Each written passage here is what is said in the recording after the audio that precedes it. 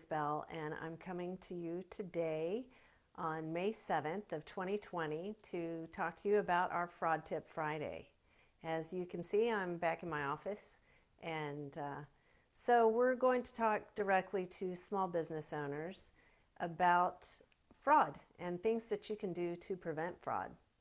In the last couple of weeks, the Association of Certified Fraud Examiners has published their report to the nations for 2020.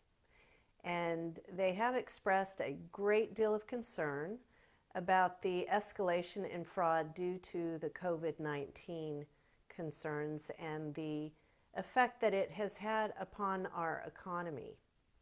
The results that came out in the 2020 report to the nation, which they publish every 2 years, showed very disconcerting signs of fraud within the United States and across the world.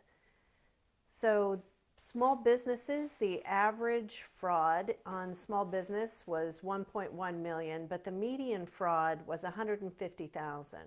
Why such a big discrepancy? That discrepancy would be due to one or two, maybe three very large frauds that were perpetrated against small businesses. But the median, which is the more likely scenario, is $150,000. But consider that $150,000 of fraud against your small business. How would you assume that loss on your business? That's a very large amount of money. And that is the median fraud on small businesses today before the COVID-19 effect on our economy.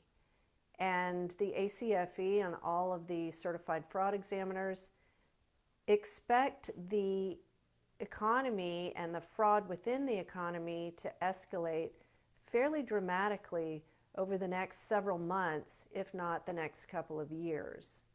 So you need to really sit back and consider that and determine whether or not you're prepared.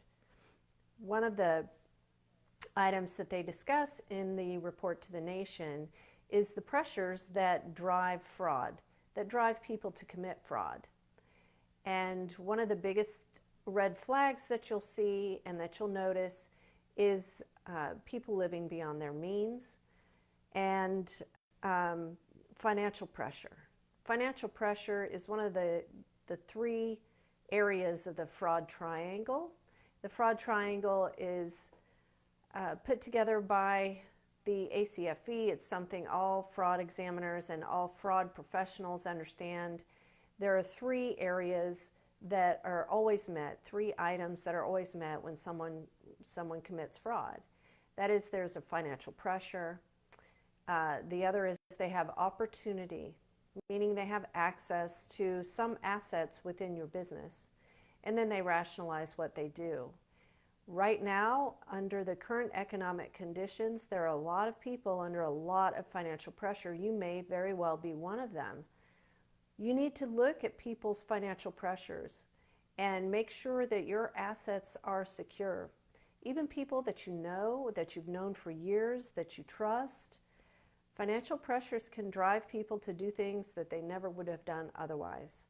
So take a serious look at that and see if people have been going without any kind of income for the last 2 months. Take that into consideration as you reopen your business and make sure that you're prepared. Make sure that you have the controls in place to ensure that no errors are made within your accounting, that no fraud can be perpetrated, either internal or external, because fraud doesn't just come from the outside, it comes from the inside as well. So make sure that you have your business, as you reopen, set up to ensure that fraud does not occur within your business. If you've been going without revenues for the last couple of months because your business had to be shut down during this COVID-19 response time, now is not the time for you to have to cope with having fraud on top of that. So as you're implementing your return to work strategies and plans, I highly encourage you to take a review of your internal controls that you have set up, if any, within your company and make them more robust or install them in the first place so that you can control what happens with your assets, with your cash, with your credit. All of those things need to be looked at to ensure that you're protected. We've started our fraud boot camp, and it's available to you right now on our website at premierfraudprevention.com, and I encourage you to go take a look at it.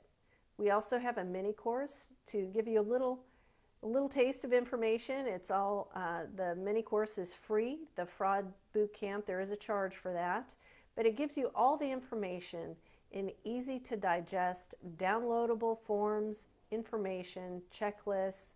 There's videos on there, written materials, and we take you through it, all the exercises, so that you're prepared in your fight against fraud, or just in your desire to protect your own business, yourself, and your employees in this environment, which can be very unstable and unsteady for everybody within it. I'm going to let you go, and I hope that you have some great plans for the weekend. It's a lovely day here in Dallas, and I hope it's lovely wherever you are. Thank you, and take care.